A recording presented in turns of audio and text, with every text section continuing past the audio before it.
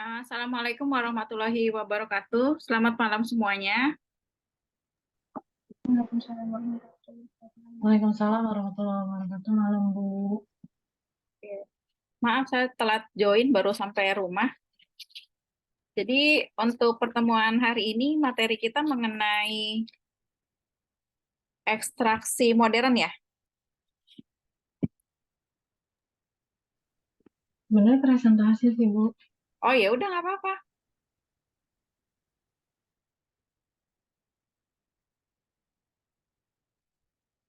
Iya, Bu, sebentar ya, Bu.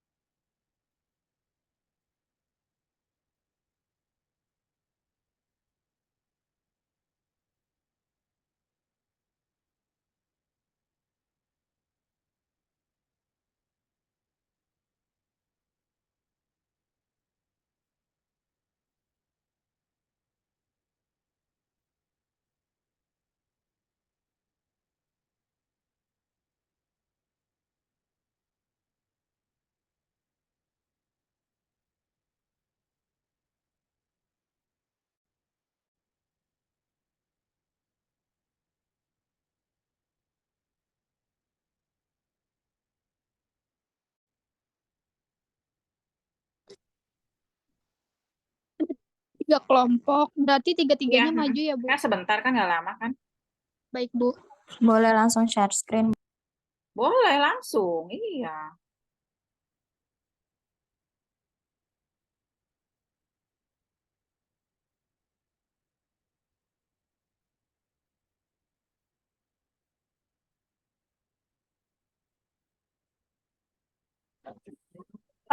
Oke. Assalamualaikum warahmatullahi wabarakatuh. Assalamualaikum warahmatullahi wabarakatuh. Di sini saya dan teman-teman saya akan menjelaskan tentang fitokimia yang disusun oleh Travelina Indi Pratiwi, ada Malako Malasari, Farmi Rizky Fadila, Muhammad Romli, Ananda Sela Rahayu, Septi Berta Kristina, Dia Azhara, dan ada saya sendiri Azhara.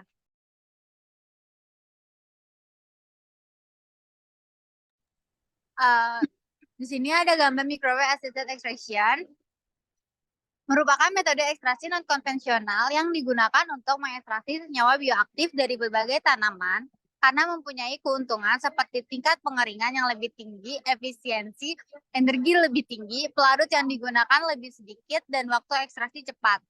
MEA berperan penting dalam mengekstraksi flavonoid, juga senyawa metabolit sekunder lain seperti antosianin, polifenol, dan flavonoid.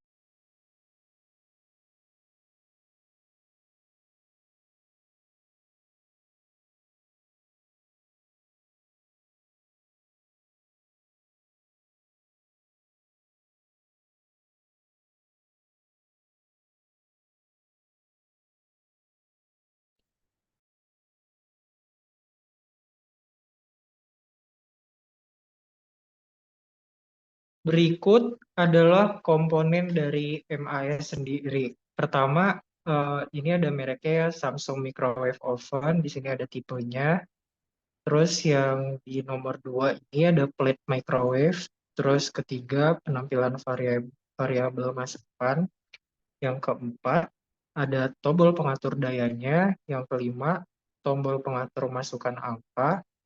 Keenam, tombol start. Ketujuh, tombol on stop atau untuk menyalakan dan mematikan, dan di nomor 8 itu ada ekstraktor kacanya yang bulat. Kemudian yang di nomor 9 ini adalah konektornya. Di nomor 10 ini adalah kondensor spiral. Kemudian yang nomor 11 ini adalah statifnya. Di nomor 12 sendiri ini adalah ember, kemudian nomor 13 pompa. Di gambar nomor 14 ini pipa masuk kondensor, dan di nomor 15-nya itu pipa keluar kondensor. Slide berikutnya. Kemudian ultrasound assist assisted extraction atau UAE merupakan teknis ekstraksi dengan memberikan gelombang ultrasonik pada bahan yang akan dilakukan ekstraksi. Pada proses ekstraksi UAE terdapat banyak faktor seperti intensitas amplitude, ukuran partikel, jenis pelarut, pH media ekstraksi, waktu, dan temperatur. Intensitas amplitude dan waktu merupakan salah satu faktor yang paling penting karena mempengaruhi banyaknya jumlah komponen yang diekstrak. Oleh karena itu, pada penelitian ini akan diamati pengaruh amplitude dan waktu ekstraksi yang digunakan terhadap karakteristik fisikokimia ekstrak. Metode ini telah diterapkan untuk mengekstrak komponen makanan seperti komponen aroma, antioksidan, pigmen, dan bakteri. Ultrasonic Assisted Extraction atau UAE adalah salah satu metode ekstraksi berbantu ultrasonik. Gelombang ultrasonik adalah gelombang suara yang memiliki frekuensi di atas pendengaran manusia, yang biasanya lebih dari sama dengan 20 kHz.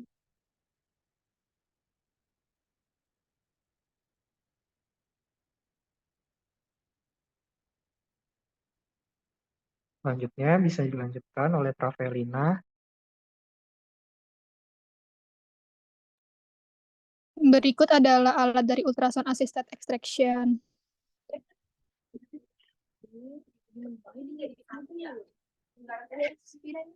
Lanjut, Nan. Super critical field extraction.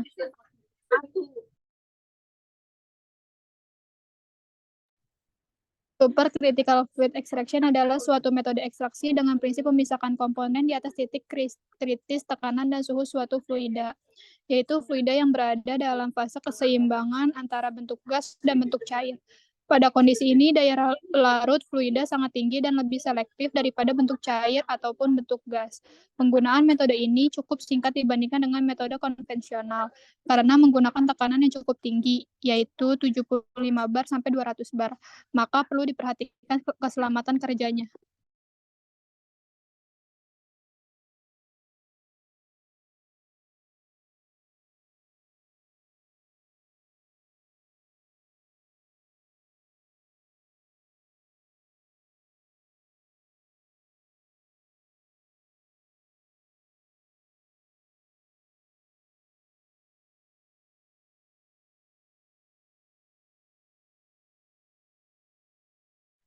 Studi kasus pada penelitian terkait ekstrak jahe atau Zingiber officinale roscoe merah dengan metode maserasi bertingkat. Jahe merah yang digunakan dalam penelitian ini berusia 9 bulan dan berasal dari kebun Balitro, Cicurug, Sukabumi.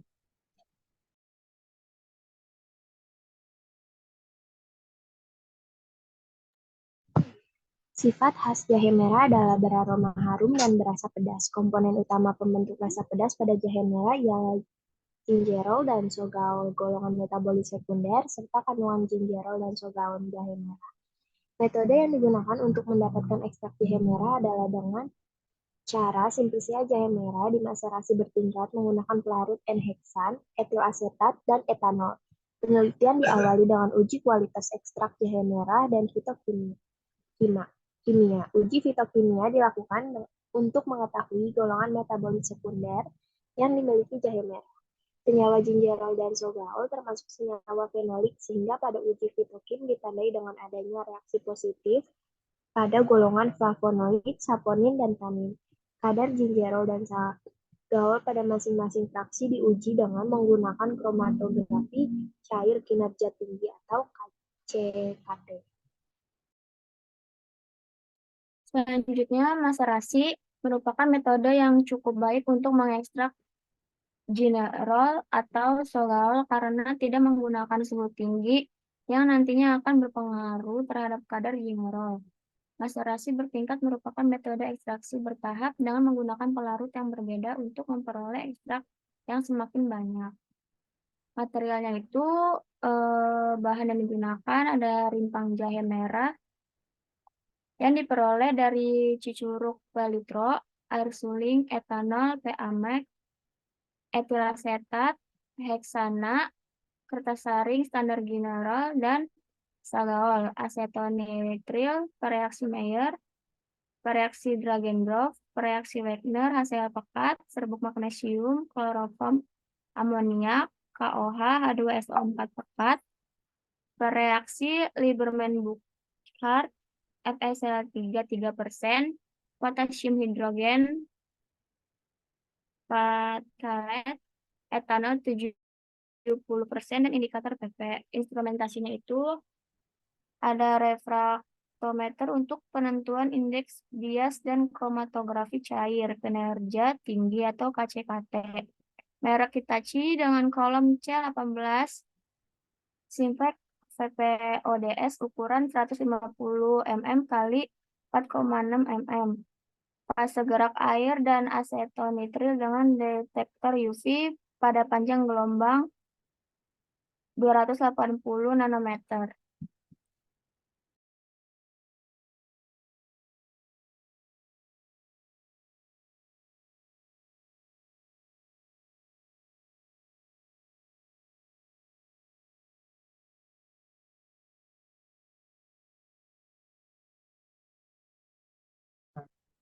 Dan ini contoh kandungan fitokimia. Sampel dikatakan positif mengandung alkaloid jika reaksi positif yang membentuk endapan sekurang-kurangnya 2 reaksi dari golongan reaksi pengendapan yang dilakukan. 3 ekstrak dari masing-masing pelarut positif mengandung alkaloid, sehingga untuk diidentifikasi golongan alkaloid pada jahe merah dapat menggunakan larut nonpolar, semipolar, dan polar. Di tabel 3 ini adalah hasil pengujian kualitas minyak jahe merah.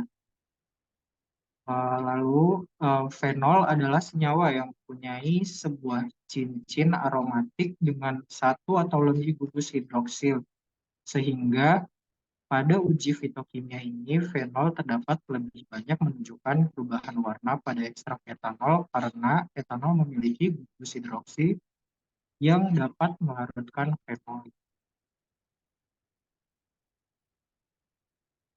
Kemudian bisa dilanjut oleh Romli.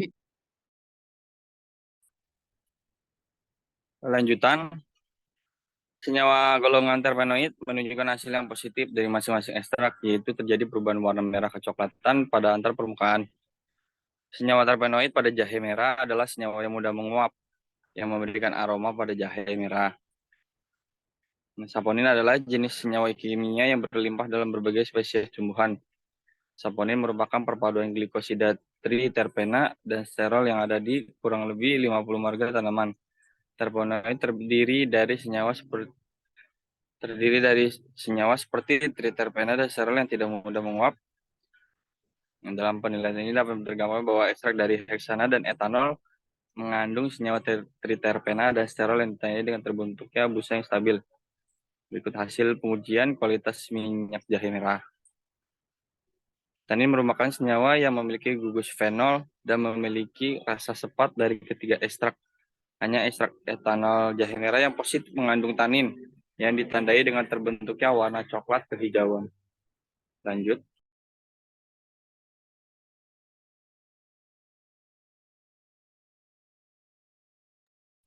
Kandungan dari gingerol dan sogaol. Kandungan gingerol jahe merah lebih tinggi dibanding jahe lainnya.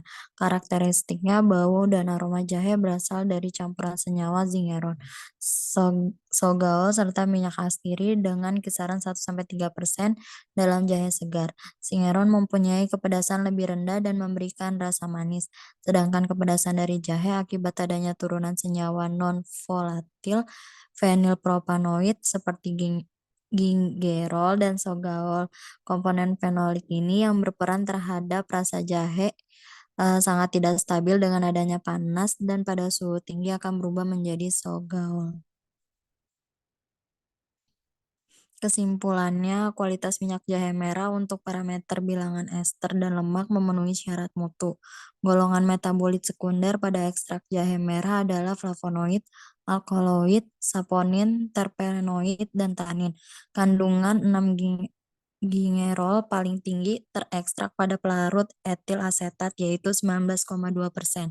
Kandungan 8 gingerol, 10 gingerol, dan 6 sogaol paling tinggi berturut-turut terekstrak pada pelarut N-heksan yaitu 4,49%, 4,19%, dan 4,70%. Sekian dari presentasi kami. Terima kasih. Ya, terima kasih. Lanjut, ada yang presentasi lagi?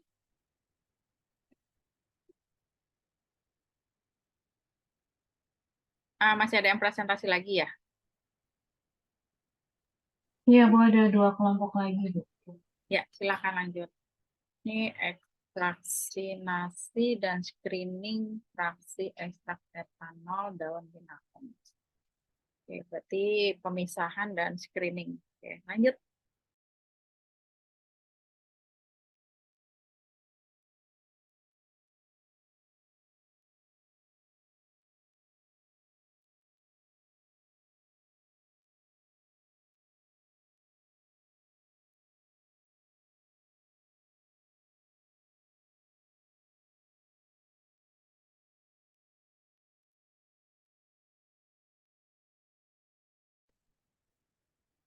Silakan. Lanjut. Iya, Bu. Izin mulai ya, Bu. Bismillahirrahmanirrahim. Assalamualaikum warahmatullahi wabarakatuh. Waalaikumsalam. Kami dari kelompok 1 yang terdiri dari Ilmi Aulia Robbani, Indah Oktavia, Nia Mulyani, Septia Wafahiria, saya sendiri Selinia Melinda, Siti Askia Zahra, Siti Nurmaya, dan juga Florita Ningsi BR Sibuya. Kami ingin menjelaskan jurnal yang berjudul Fraksinasi dan Screening Fraksi Ekstrak Etanol Daun Binahong atau dengan nama lain Andredera cordifolia stenis dengan menggunakan metode KLT atau kromatografi lapis tipis. Jurnal ini disusun oleh Yuska Novianti, Reni Febrianti, dan Happy Yansori. Jurnal Ilmiah Farmasi, volume 9 nomor 2, Oktober 2023. Selanjutnya.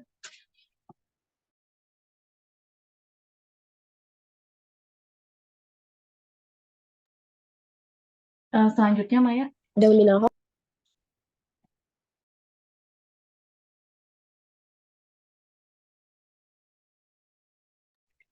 Daun binahong stenis diambil di daerah Kelurahan Padang Jati, Kecamatan Ratu Samban, Kota Bengkulu yang telah diverifikasi di Laboratorium Biologi Universitas Bengkulu. Alat dan bahan. Alat yang digunakan dalam penelitian ini meliputi timbangan analitik, pisau, botol kaca warna gelap, beker gelas, Erlenmeyer, water bath, corong pisah, batang pengaduk, kaca arloji, gelas ukur, cawan penguap, rak tabung reaksi, plat silika gel, tabung reaksi, pipet tetes, kertas saring, lampu UV 254, masker, dan handscom.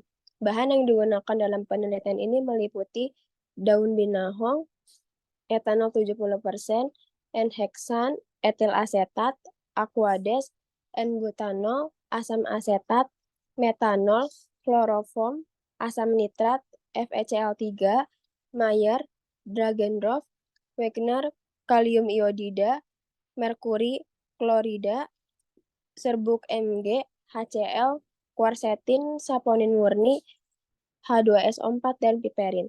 Pelarut yang digunakan menggunakan pelarut etanol 70% dengan perbandingan 1:7,5. Bobot simplisia daun binahong sebanyak 500 gram simplisia kering. Cara ekstraksi dilakukan dengan cara maserasi.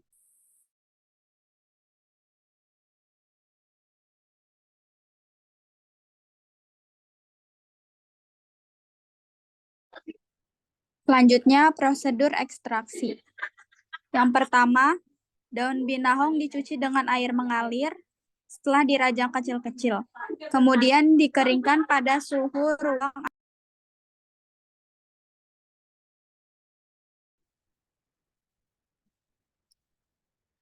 ruang atau diangin-anginkan tanpa terkena cahaya matahari secara langsung. Kemudian dilakukan sortasi kering. Yang kedua, ekstraksi dilakukan dengan cara maserasi menggunakan pelarut etanol 70% dengan perbandingan 1:7,5. Yang ketiga, simplicia daun binahong atau Andredera cordifolia stenis sebanyak 500 gram simplicia kering. Ditambahkan etanol 70%, didiamkan selama 5 hari sambil dikocok, lalu disaring hingga diperoleh filtrat. Yang keempat, kemudian dilakukan remaserasi. Filtrat yang diperoleh diuapkan dengan menggunakan water bath pada suhu 50 derajat Celcius hingga diperoleh ekstrak kental.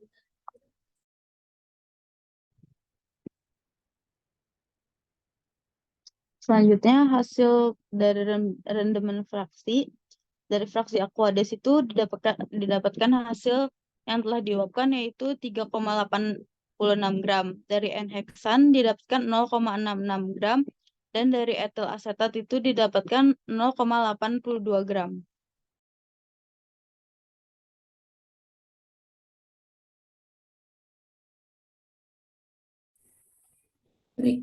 Berikutnya dapat kita lihat pada tabel screening fitokimia senyawa flavonoid.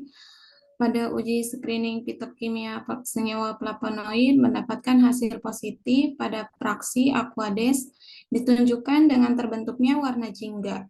Sedangkan pada fraksi etil asetat dan fraksi N-heksana tidak terbentuk warna jingga pada penambahan asam klorida dan serbuk magnesium. Senyawa flavonoid berkhasiat sebagai antioksidan. Selanjutnya dapat kita lihat pada tabel screening fitokimia senyawa saponin. Untuk hasil dari penelitian uji saponin fraksi ekstrak etanol daun Anedera contifolia stenis dinyatakan bahwa ketiga fraksi positif mengandung senyawa saponin karena terbentuk busa. Senyawa saponin berkhasiat sebagai antibakteri dan virus, mengurangi kadar gula darah dan mengurangi penggumpalan darah.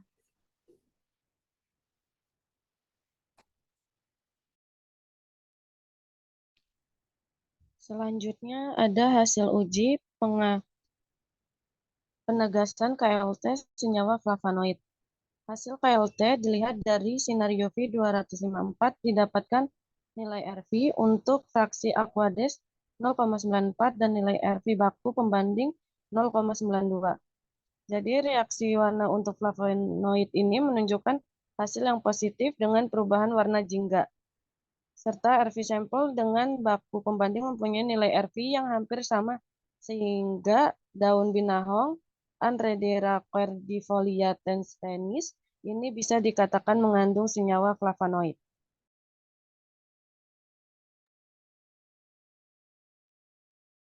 Selanjutnya, hasil uji penegasan KLT senyawa saponin.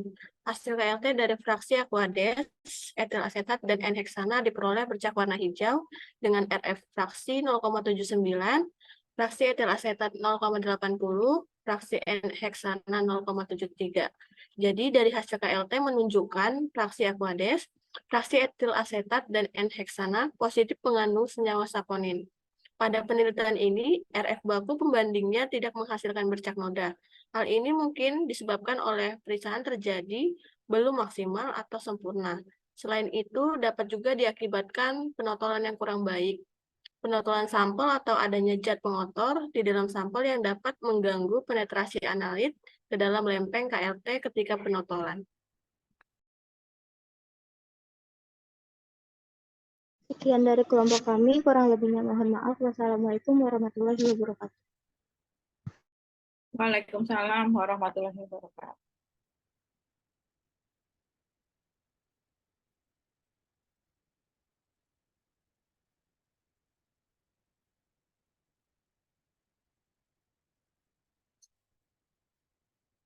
Bu, maaf izin share screen. Ya, silakan.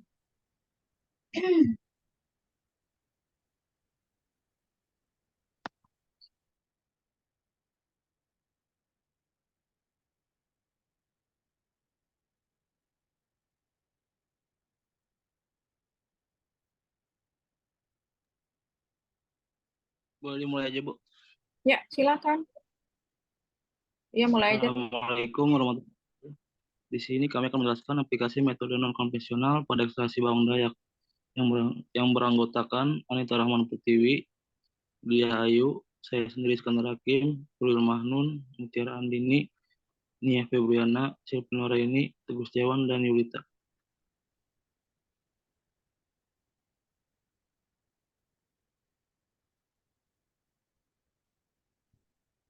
Yang pertama, pendahuluan. Teknik ekstraksi konvensional, pemilihan teknik ekstraksi bergantung pada bagian tanaman yang akan diekstraksi dan bahan aktif yang diinginkan. Teknik ekstraksi non-konvensional, ekstraksi berbentuk gelombang ultrasonik. Yang pertama, teknik ekstraksi ini dilakukan dengan bantuan gelombang ultrasonik dengan frekuensi 20-2000 kHz untuk meningkatkan permeabilitas sel tanaman dan membangkitkan kapitasi. Yang kedua, seperti gelombang pada umumnya, gelombang ultrasonik bergerak melalui suatu media dengan mekanisme kompresi dan ekspansi. Yang ketiga, langkah ekspansi menarik molekul-molekul larut untuk bergerak menjauh.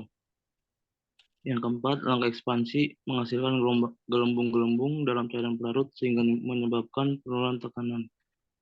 Selanjutnya, proses ini menghasilkan sebuah fenomena yang disebut dengan kapitasi, yang berarti pembentukan, pertumbuhan, dan pemecahan gelembung.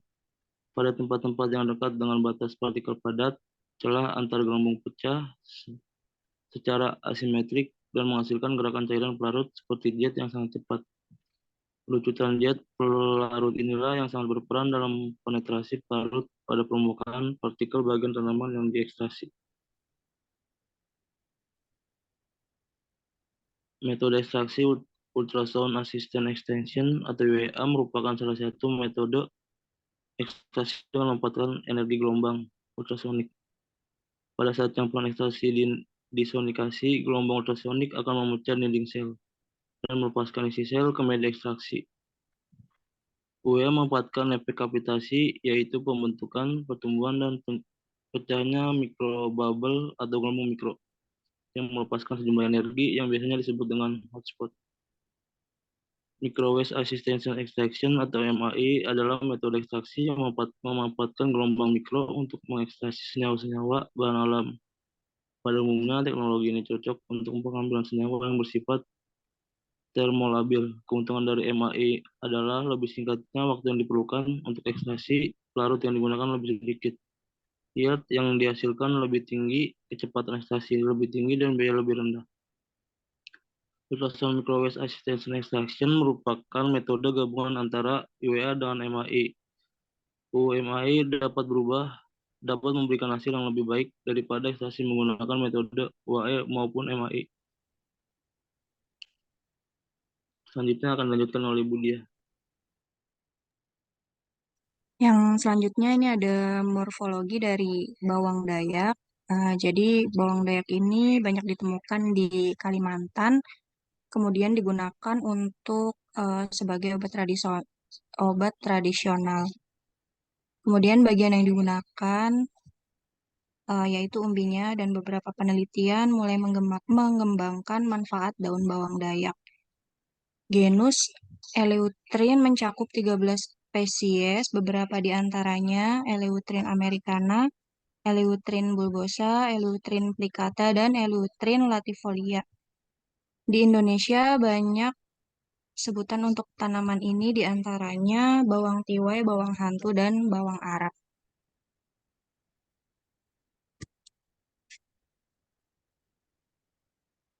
Kemudian metodologinya, bahan yang digunakan yaitu bawang dayak kering, kemudian aquades.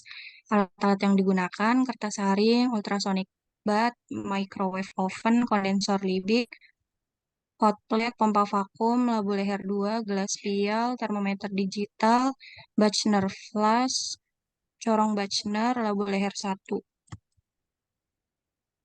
Kondisi terkendali ekstraksi. Kondisi operasi yang dikendalikan dalam ekstraksi adalah sebagai berikut. Yang pertama, suhu pada proses sonikasi sebesar 30 derajat Celcius. Kemudian yang kedua, frekuensi ultrasonic bath sebesar 40 kHz. Kemudian yang ketiga, power ultrasonic bath sebesar 100%. Yang keempat, daya microwave sebesar 199,5 watt hour company.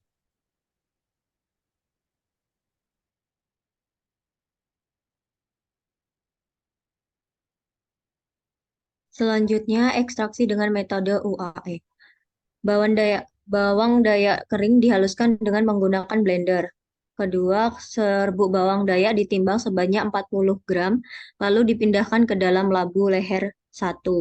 Yang ketiga, aquades ditambahkan ke dalam labu leher 1 yang berisi serbuk bawang dayak sesuai volume yang telah ditetapkan. Keempat, labu leher 1 yang berisi campuran disonikasi dengan ultrasonic bed sesuai waktu yang telah ditentukan. Kelima, variabel waktu sonikasi yang digunakan adalah 40, 30, 45, 60, 75, dan 90 menit. Keenam, sedangkan jumlah pelarut yang digunakan yaitu 120, 160, 200, 240, dan 280 mili. Ketujuh, campuran pelarut dan padatan dipisahkan dengan bantuan alat filtrasi berupa Buchner flash, corong Buchner, dan kertas saring. Kedelapan, larutan hasil penyaringan filtrat dipindahkan ke dalam labu leher 2. Larutan ekstrak dievaporasi dengan alat vakum evaporator sederhana hingga tersisa antara 60 sampai 70 mili. Yang ke-9, larutan hasil evaporasi dipindahkan ke dalam gelas piala kemudian dikeringkan di dalam oven yang suhunya telah diatur sebesar 50 derajat Celcius selama kurang lebih 24 jam. Kemudian yang terakhir, berat ekstrak dikeringkan, ekstrak kering ditimbang. Selanjutnya untuk ekstraksi dengan metode UMAE. Yang pertama, sampel di dalam labu leher 1 yang sudah disonikasi diletakkan pada microwave oven. Selanjutnya, daya microwave oven dan waktu ekstraksi diatur sesuai yang telah ditentukan. Lalu proses ekstraksi dengan microwave oven dimulai hingga waktu ekstraksi yang telah ditentukan 0, 5, 10, 15, dan 20 menit. Campuran pelarut dan padatan dipisahkan dengan bantuan alat filtrasi berupa Buchner flash, corong Buchner, dan kertas saring. Larutan hasil penyaringan filtrat dipindahkan ke dalam labu leher 2. Yang terakhir, langkah pemekatan dan pengeringan dilakukan sebagaimana pada metode UAE. Selanjutnya, ekstraksi dengan metode UAE. UAE memanfaatkan fenomena kavitasi yang terbentuk dari efek ultrasonik pada medium cair untuk mengekstraksi senyawa yang terdapat dalam sel bawang dayak. Fenomena kavitasi meliputi pembentukan, pertumbuhan, dan pecahnya gelembung mikro. Pecahnya gelembung mikro menghasilkan suhu dan tekanan yang sangat tinggi. Ketika gelembung mikro pecah, pada permukaan padatan, suhu dan tekanan yang tinggi menyebabkan terjadinya microjet dan shockwave sehingga menyebabkan pecahnya dinding sel padatan dan kandungnya terlepas pada medium. Pengaruh waktu sonikasi terhadap rendemen. Pengaruh waktu sonikasi terhadap rendemen ekstrak bawang dayak ditunjukkan oleh gambar 3, di mana secara umum peningkatan waktu ekstraksi mengakibatkan peningkatan rendemen. Hal ini dikarenakan semakin lama waktu sonikasi, maka kontak campuran dengan mikrobubble akan semakin lama, sehingga semakin banyak kandungan senyawa yang terdapat dalam sel bawang dayak terdifusi dengan pelarut. Pada penelitian yang dilakukan oleh Yuswi, juga menunjukkan bahwa semakin lama waktu ekstraksi, maka rendemen yang didapatkan semakin meningkat.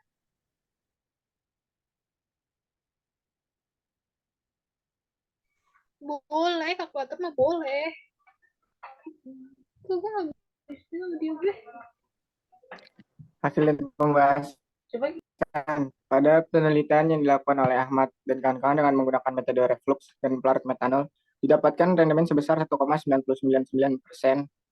Pada penelitian yang dilakukan oleh Yuswi dengan menggunakan metode ultrasonic bed dengan waktu ekstraksi selama 30 menit dan pelarut etanol 96%. Didapatkan rendemen sebesar 7,84%.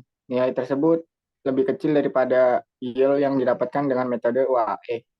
dengan waktu ekstraksi 30 menit dan menggunakan pelarut Aquades yaitu sebesar 8,23%. Dari gambar yang tadi tersebut dapat diketahui bahwa peningkatan rendemen tidak cukup signifikan jika dibandingkan dengan peningkatan waktu sonikasi. Sehingga berdasarkan hasil tersebut, maka waktu sonikasi yang paling singkat adalah 30 menit digunakan untuk proses selanjutnya.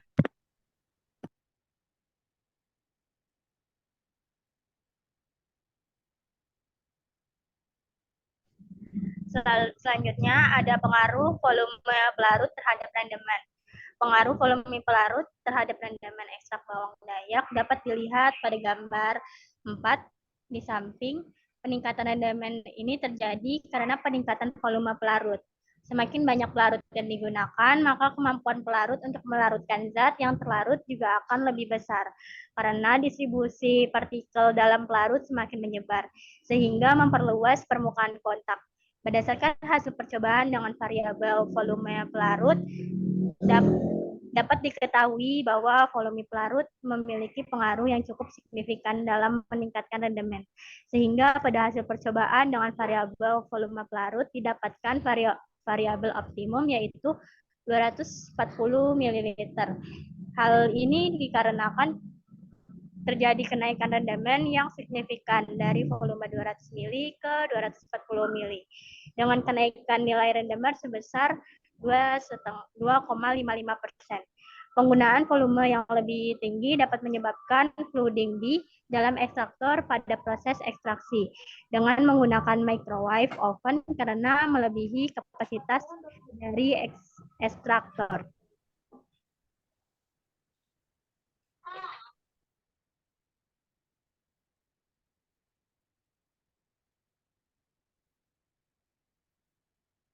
Selanjutnya, ekstraksi dengan metode UMAE. UMAE adalah proses ekstraksi gabungan antara UAE dengan microwave assisted extraction, di mana bahan yang akan diekstrak disonikasi terlebih dahulu, kemudian menuju ke proses ekstraksi dengan bantuan radiasi microwave. Radiasi microwave yang dipancarkan dapat menembus biomaterial dan berinteraksi dengan molekul polar seperti air sehingga terbentuk panas. Hal ini menyebabkan laju pemanasan menggunakan microwave lebih tinggi daripada pemanasan secara konvensional. Pemilihan pelarut pada MAE merupakan hal yang penting. Pelarut harus memiliki kemampuan untuk menyerap radiasi microwave yang menyebabkan pelarut tersebut mengalami pemanasan. Kemampuan pelarut dalam menyerap radiasi microwave dapat dinyatakan dalam bentuk dieelektrik konstan. Semakin besar nilai dieelektrik konstan, maka pelarut semakin mudah panas. Berikutnya pengaruh waktu ekstraksi dengan microwave terhadap rendemen ekstrak. Waktu ekstraksi dengan microwave merupakan salah satu faktor yang mempengaruhi rendemen ekstrak. Pada penelitian ini, variabel waktu ekstraksi yang digunakan adalah 0, 5, 10, 15, dan 20 menit, dengan daya microwave oven sebesar 199,5 Watt. Sedangkan waktu sonikasi yang digunakan adalah 30 menit dengan volume pelarut 240 ml. Hasil optimasi dengan metode UAE dan suhu pada proses sonikasi adalah 30 derajat Celcius.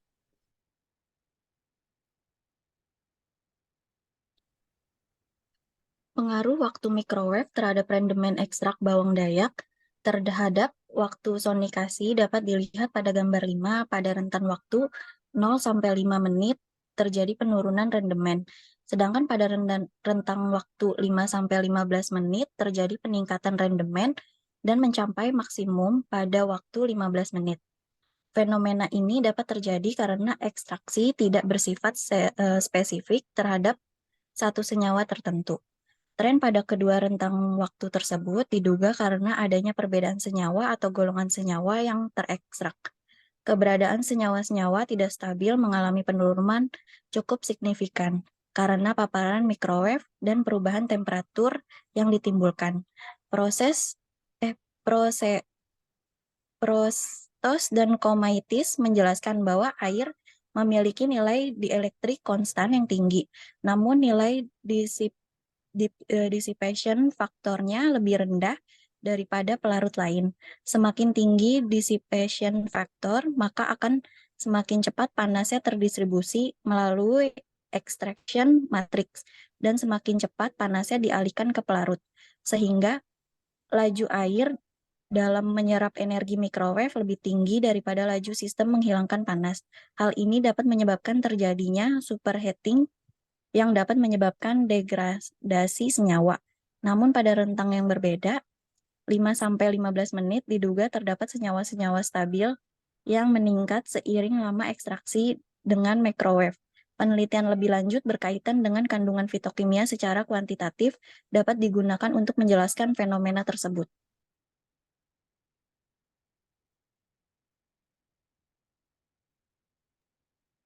Namun, di sini untuk rendemen ekstraksi dalam waktu yang relatif singkat, baik dengan metode UAE maupun UMAE, dengan pelarut air tergolong tinggi jika dibandingkan dengan penelitian sejenis yang menggunakan metode konvensional. Di sini penelitian menggunakan metode maserasi 2 tahap selama 48 jam dengan pelarut air masing-masing tahapannya selama 24 jam terhadap Simplicia bawang dayak yang menghasilkan rendemen sebanyak 16,26%. Kesimpulannya, di sini untuk metode UAE dan UMAE layak digunakan dalam ekstraksi bawang dayak. Metode UAE lebih sesuai untuk digunakan karena menghasilkan rendemen yang lebih tinggi, dengan waktu ekstraksi 30 menit dan volume pelarut optimum 240 ml. Berikut link jurnalnya. Sekian presentasi dari kelompok kami. Kurang lebihnya mohon maaf. Wassalamualaikum warahmatullahi wabarakatuh. Waalaikumsalam warahmatullahi wabarakatuh. Oke. Ya, terima kasih presentasinya. Jadi tadi sudah disampaikan untuk ekstraksi non-konvensional atau ekstraksi modern. Jadi ekstraksi untuk modern itu ada 3. Yang pertama itu adalah microwave assisted extraction. Yang kedua itu adalah ultrasound, ya, assisted extraction. Yang ketiga adalah supercritical, ya, seperti itu. Nah, kalau untuk yang microwave ini dengan ultrasound ini perbedaannya pada panjang gelombangnya, ya, atau gelombang mikro yang digunakan. Ya, kalau untuk yang ultrasound itu gelombang mikronya itu lebih kecil dibandingkan dengan yang microwave, ya. Nah, di sini yang harus diperhatikan oleh teman-teman itu adalah faktor yang mempengaruhi dari instrumen yang akan kita gunakan. Ya, jadi pada saat kalau kita mau memilih, ya, ataupun mau melakukan ekstraksi dengan ketiga alat tersebut, ya, itu tetap harus diperhatikan ada beberapa hal, ya, ada 4 atau 5. Sebentar, saya buka PowerPoint-nya dulu.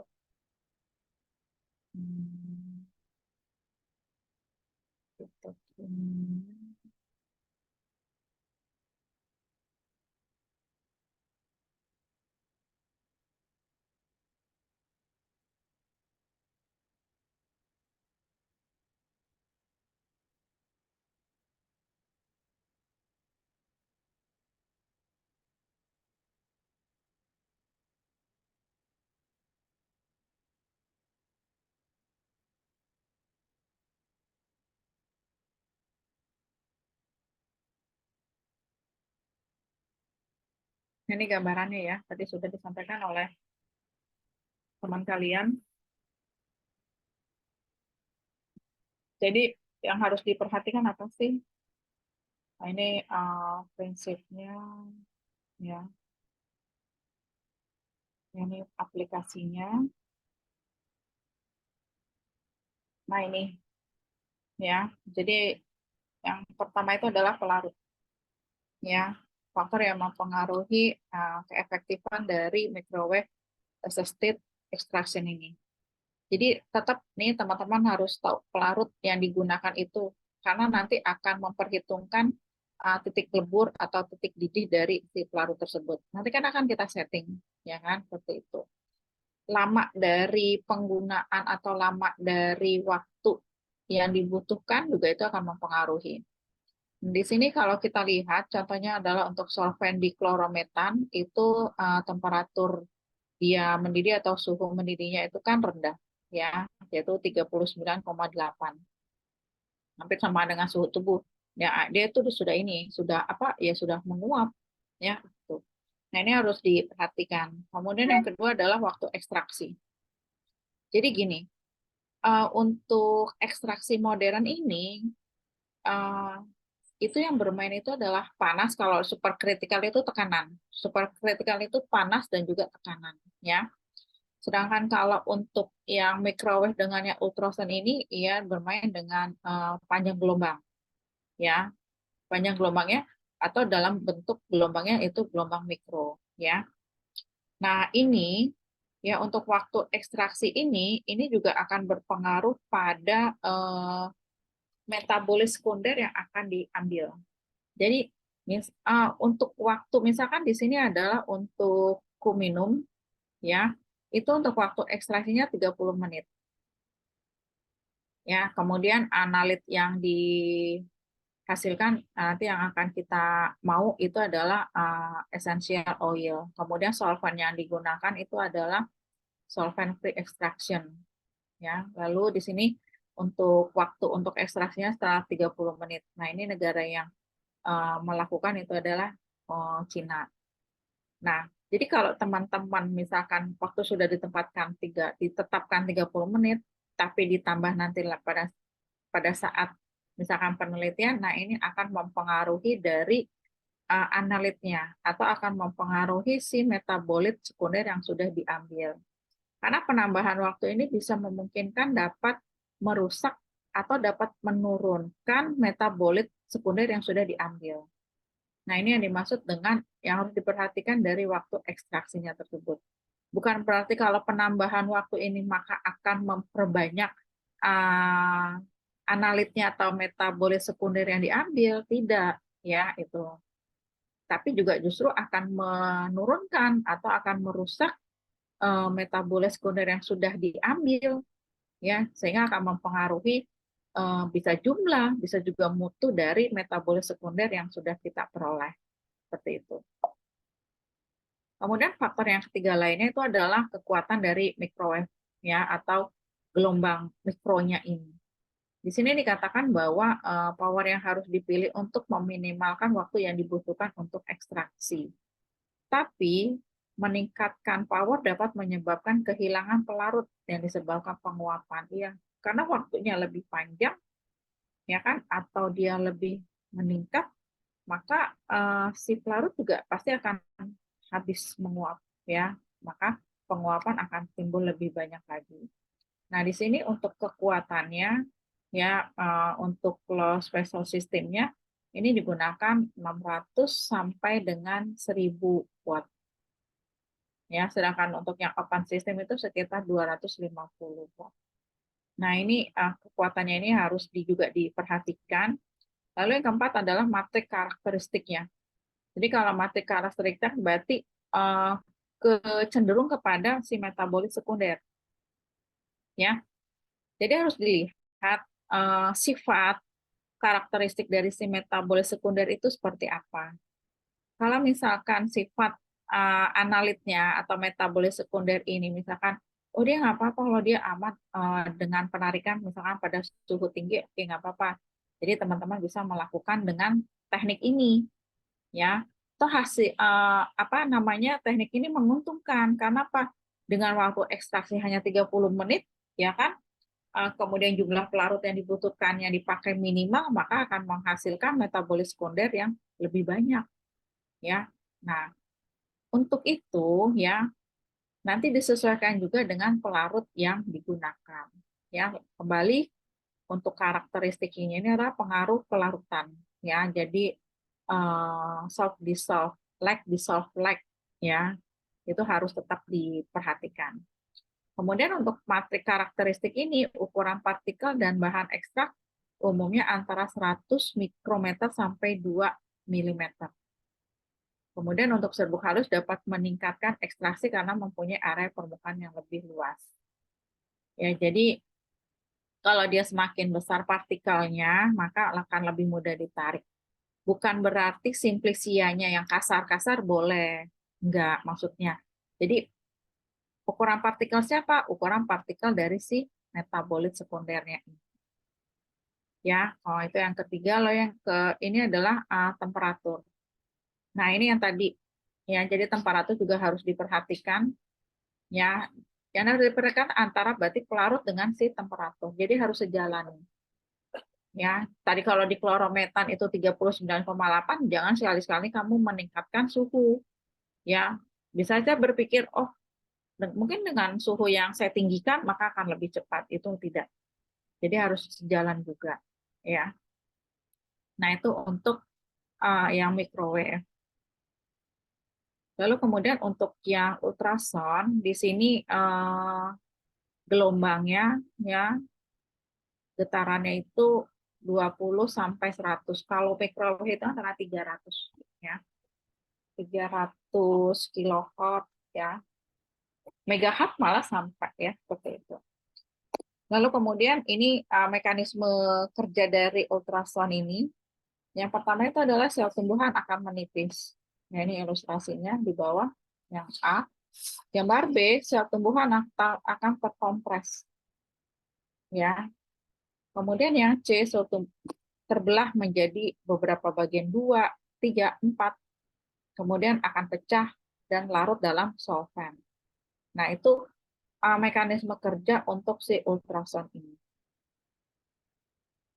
Ya, ini prinsip dari ultrasound yaitu fragmentasi. Ya, kalau fragmentasi itu adalah memecah. Ya. Lalu kemudian erosi. Ya, kita tahu kalau erosi itu kayak pengikisan. Ya, jadi saya tadi dikikis sedikit demi sedikit, jadi nggak langsung pecah. Jadi yang tadinya misalkan diameternya 10 cm, ya kan karena mengikis sedikit, jadi diameternya lebih kecil. Ya, sehingga lama-lama habis dan itu sudah tersari sempurna. Kemudian prinsip yang ketiga adalah efek sonokapiler. Ya, di sini meningkatkan kemampuan penetrasi solvent ke dalam sel. Yang keempat adalah sonoporasi. Jadi di sini adalah meningkatkan permeabilitas dinding sel. Jadi kalau sudah penetrasi, maka dilakukan permeabilitas supaya dia lebih elastis, ya. Sel-selnya ini jadi metabolit sekunder atau zat analitnya bisa kita ambil. Lalu yang kelima adalah deteksturasi atau destruksi. Ya, sini gelombang ultrasonik dapat mengubah bentuk sel dan bahkan menghancurkannya. Ini gambarannya, ya teman-teman. Ini waktu ekstraksinya. Ini contohnya olive oil, ya, minyak zaitun. Nah, ini kalau dia, ya kan kalau waktu ekstraksinya itu ditambah, ya, maka dia akan menghasilkan konsentrasi minyaknya juga meningkat. Tapi dengan catatan nih dilihat lagi kalau waktunya ditambah, nih ya, jadi bukannya akan meningkat, maka hasilnya akan menurun. Ya, berbeda kan kalau kita maserasi. Oh, kelompok 1 24 jam, kelompok 2 40 jam, 48. Ya, lalu ada yang 72 jam, kemudian ada 48 jam. Nah, itu kita bisa bandingkan. Ini pun juga demikian. Sehingga nanti kalau ini akan menghasilkan, berarti hasilnya analitnya itu akan menurun. Ya, ini untuk yang sonification durasinya. Ya, jadi di kisaran berapa nih? Ini pada suhu dia berarti 55 derajat, ya. Ini durasinya selama 300 second, ya, atau 300 detik. Nah, ini efek ya ultrasound. Ini contohnya pada basil leaf. Basil itu apa sih? Kemangi ya, kalau nggak salah ya. Basil leaf itu daun kemangi. Nah, ini pola pengambilannya itu seperti ini. Jadi yang tadinya bulat, ini ceritanya di dalam sel ya, di dalam sel dari si daun basil ini, ya. Nah, itu dihancurkan tuh metabolitnya, ya. Nah, sehingga jadi terbelah jadi 4, hancur. Nah, itu nanti bisa ditarik, ya, seperti itu. Ini kelebihannya, nanti bisa teman-teman baca. Ya, ini perbandingan kadar fenol dan flavonoid daun binahong. Ya, di sini paling tinggi berapa nih rendemennya? Nah, ini dengan etanol 70% dengan ultrasonic. Ini kalau kita bandingkan dengan maserasi dan reflux. Ya. Oke, ini metodenya. Jadi ini alatnya ada ultrasonic bath, kemudian ada transducernya, ya. Kemudian ada nanti dirangkai seperti ini, digabungkan, ya, sehingga nanti dapat digunakan. Ini faktor yang mempengaruhi hasil ekstraksi, sekali lagi jenis pelarut, suhu, frekuensi, ingat frekuensinya 20 sampai 100 atau 500 kHz, kemudian lama ekstraksi, kemudian yang 5 single atau batching. Kemudian untuk superkritikal itu kita bermain di suhu dan tekanan. Ya. Di sini dikatakan bahwa fluida superkritikal itu disebut juga gas padat, adalah zat yang berbagi sifat fisik gas dan cair pada titik kritisnya. Nah, ini diperhatikan gambar dari diagramnya.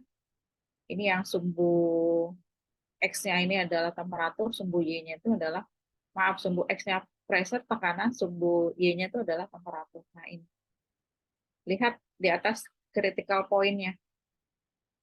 Ya, ini.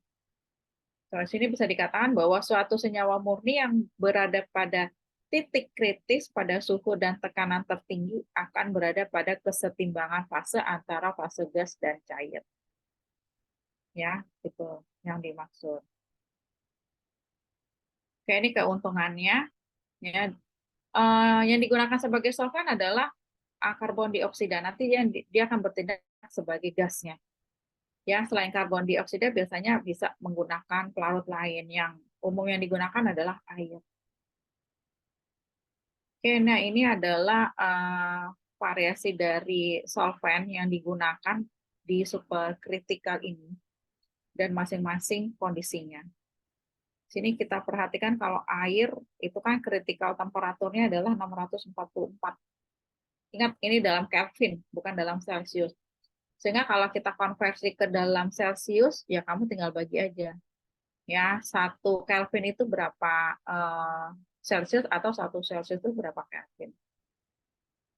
Ya, 647 Kelvin, kemudian critical pressure-nya, tekanannya itu adalah 221,2 bar.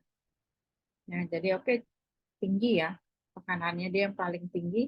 Kalau dibandingkan dengan solvent lain itu tekanannya nggak tinggi ya, karena yang lain itu cepat menguap. Ya. Oke, ini superficial, ya, supercritical fluida bersifat lebih seperti gas, tetapi memiliki sifat pelarutan zat cair.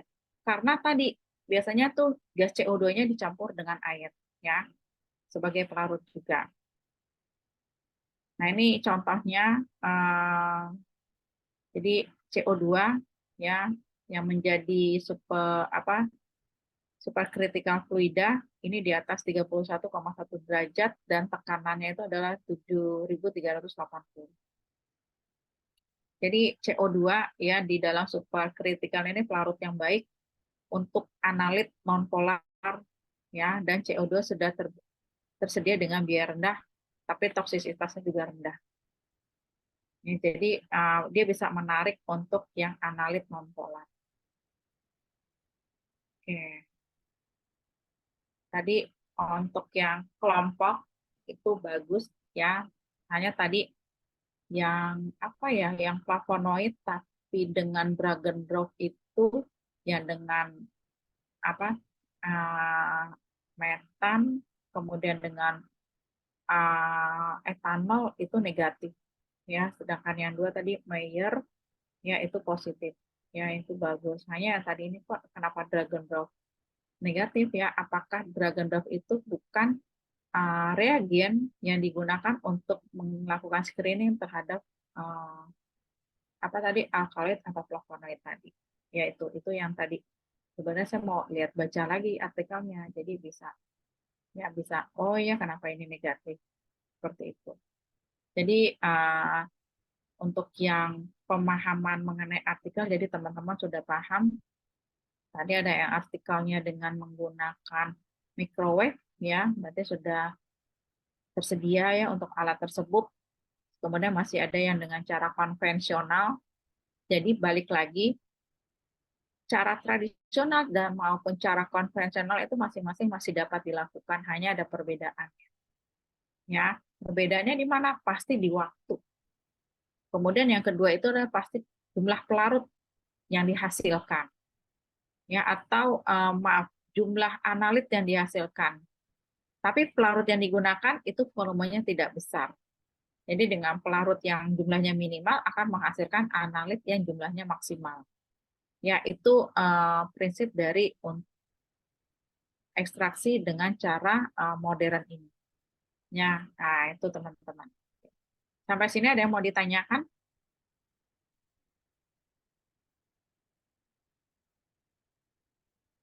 Wah, ngantuk semua ya. Ibu mau nanya UTS, Bu. Kita materinya sampai mana, Bu? Sampai vaksinasi, Mbak. Soalnya Iya. pilihan ganda, multiple choice 50 soal. Dari awal sampai vaksinasi. Nah, minggu depan masih ada vaksinasi ya. 50 ya, Bu? Iya, 50 soal.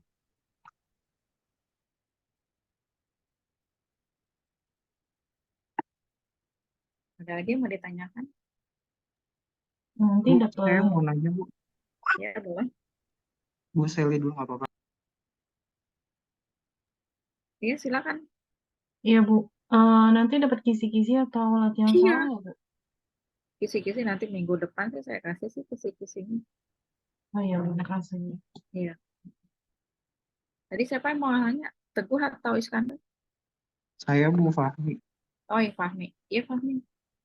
Mau nanya, Bu, untuk kontrol kualitasnya sendiri pada proses ekstraksi non-konvensional itu bagaimana ya, Bu? Apakah lebih mudah atau lebih sulit daripada yang konvensional? Sebenarnya kalau untuk kualitas, teknik yang digunakan sama kan dengan yang konvensional.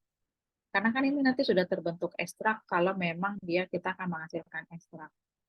Jadi untuk kualitasnya ini, kalau dilihat dari jumlah metabolis sekundernya itu bisa kelihatan dari jumlahnya ya, rendemen, terutama rendemen itu bisa kelihatan.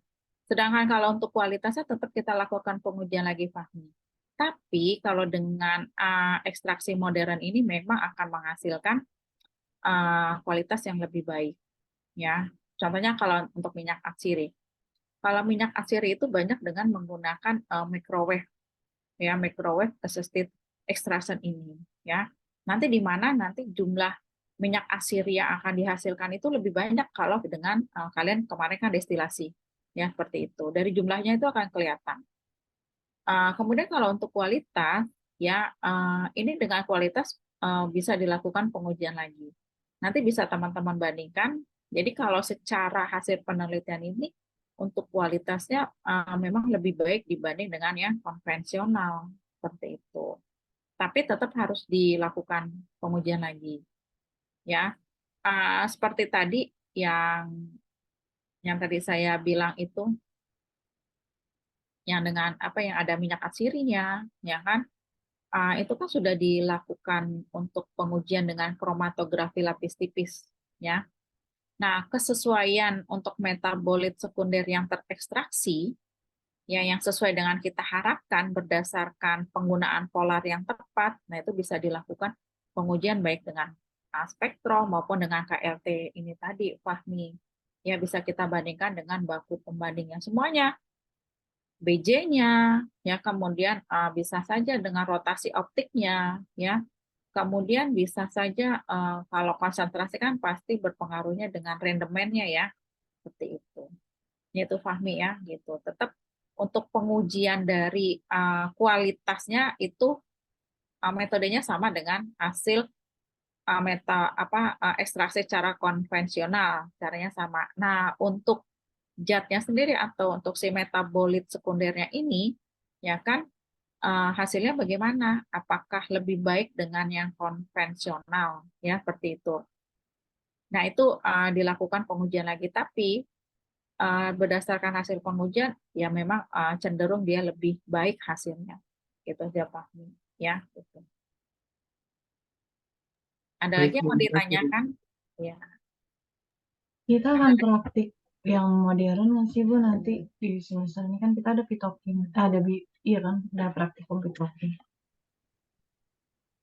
Kalau yang modern itu nanti saya tanyakan ya, karena di ini belum ada sih Sally ya, di BAP-nya. Jadi BAP-nya itu memang untuk yang masih konvensional, ya nanti ini mungkin untuk ini ya belum sih ya untuk yang modern ini ya seperti itu.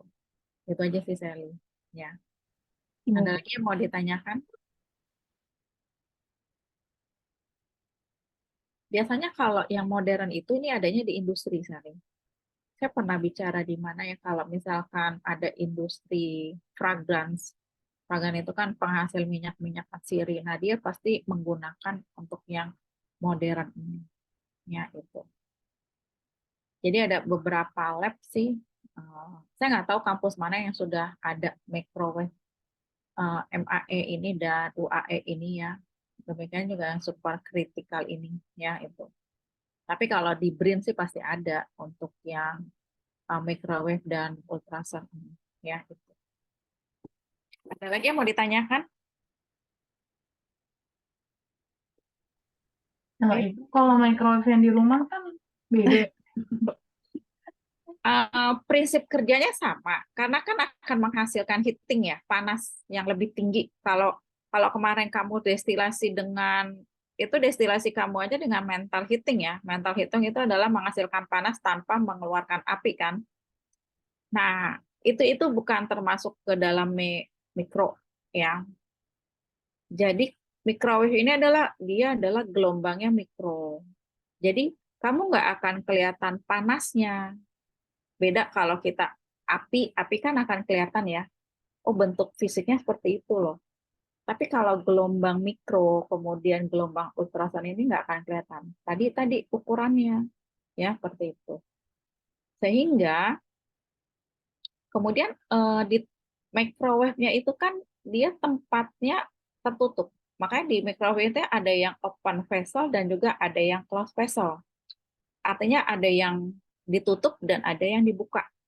Nah, yang ditutup inilah akan menghasilkan panas yang bisa lebih tinggi. Karena apa? Nggak ada pengaruh udara atau lingkungan sekitar yang akan mempengaruhi kestabilan dari si panasnya ini. Berbeda kalau yang open vessel. Kalau open vessel itu pasti akan terbuka. Kayak kamu gini loh, masak air, panci ditutup dengan panci terbuka. Nah, itu perbedaannya di situ. Ya kan, maka akan lebih cepat untuk panci yang tertutup. Karena nggak ada pengaruh di sekeliling yang masuk mempengaruhi. Itu Sally ya. Itu sih perbedaannya di situ. Iya. Ya. Ada lagi yang mau ditanyakan?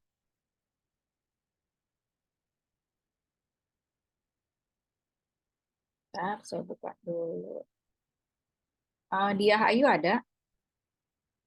Hadir Ibu. Anita Rahman? Hadir Bu. Oke, Mala? Mala ada nggak? Hadir, Ada Bu Bu. tadi Bu. Oke, Romli? Hadir Bu. Yulita? Hadir Bu. Oke, Travelina ada ya. Lulu? Lulu ada? Di partisipan ada nggak Lulu? Ada Bu tadi Bu. Jaringannya mungkin. Oke, Septi? Hadir Bu. Nurmaya? Hadir, Bu. Oke, Ayu dia? Ayu dia ada? Discard Dia hadir. ada, Bu. Oke, Fahmi ada, Florita. Florita hadir, Bu. Oke, Ananda, Sela, Hadir, Bu. Iskandar, Hadir, Bu. Nia, Hadir, Bu. Ajahra, Hadir, Bu. Ananda. Ananda ada nggak?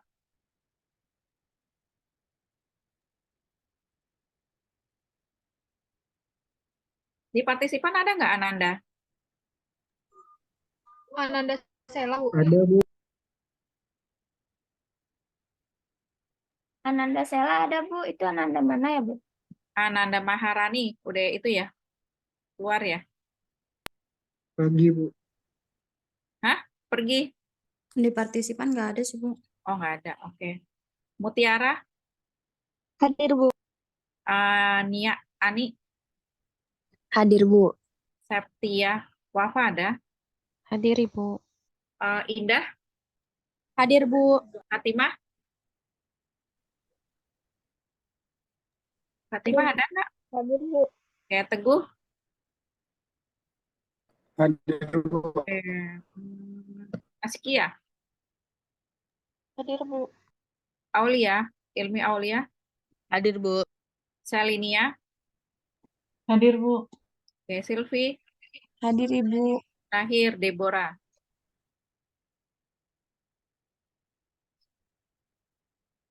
Deborah ada nggak? Partisipan ada nggak? Nggak ada, Bu. Oke, berarti nggak ada Deborah.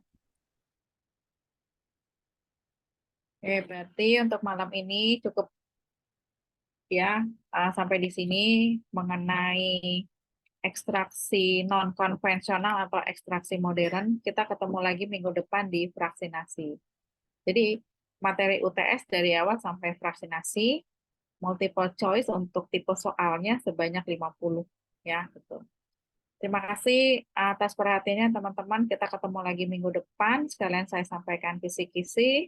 Assalamualaikum warahmatullahi wabarakatuh. Selamat malam semuanya. Silakan, Le. Waalaikumsalam. Terima kasih, Bu. Terima kasih.